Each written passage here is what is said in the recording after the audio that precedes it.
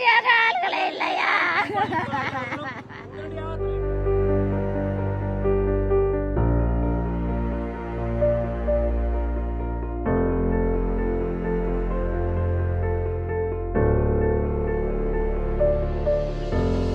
என் பொண்ணை அடிச்சுட்டான்னு சொல்லிட்டு நான் கேட்க போன இடத்துல டீச்சர் வந்து என்னை அடிச்சிட்டாங்க. எங்க டீச்சர் என் பொண்ணை அடிச்சிங்கன்னு நான் போய் கேட்க போனதுக்கு உன் பொண்ணை நான் அப்படிதான் அடிப்பேன், கேள்வி கேட்டேன், பதில் சொல்லல, அதோட 3 அடிச்சு போட்டாங்க. அதோட ஹார்ட் ஆபரேஷன் பண்ணியிருக்கேன் என் பொண்ணு. அதனால என் டீச்சர் அடிச்சேன்னு கேட்க போனக்கு என்னை அடிச்சிட்டாங்க. அடிச்சதோட நான் கீழே விழுந்துட்டேன். அதோட என்னை தூக்கிட்டு வந்துட்டு கெச்சமிட்ட கூட்டிட்டு போனாங்க.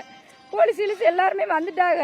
வந்ததோட நான் என்ன செஞ்சேன்னா, டீச்சர் எனக்கு என்னையும் அடிச்சு என் பிள்ளைய அடிச்சதுக்கு என்ன காரணம் அப்படின்னு சொல்லிட்டு நான் கேட்டேன். போலீஸ்கார கேட்குறாங்க, நீ எம்மா நீ என்னம்மா பேசுன, எதுக்குமா போய் டீச்சர் அடிச்ச அப்படின்னு சொல்லி கேட்டாங்க. நான் அடிக்கவே கிடையாது.